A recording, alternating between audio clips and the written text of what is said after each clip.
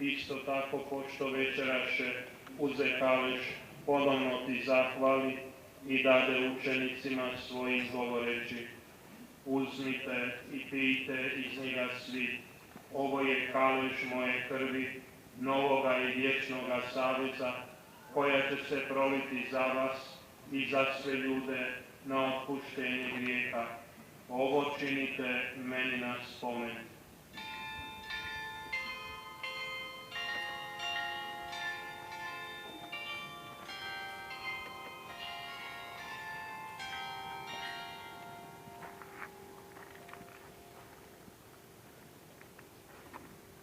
Tajna vjere.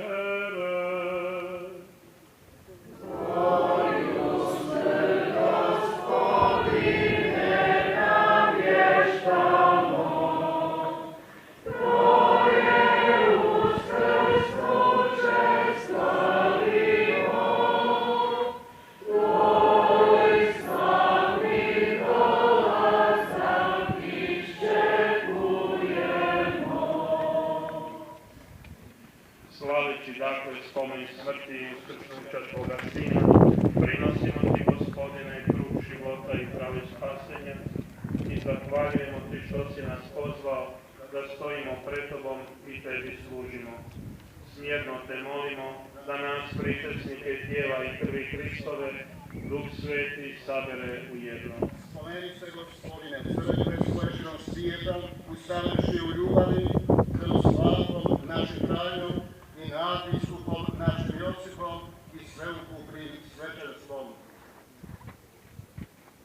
Spomeni se naše braće i sestara koji usnuše u nadu skrsnuća i svih koji preminuše u Tvom smilovanju. Prevedi svetu svoga lica.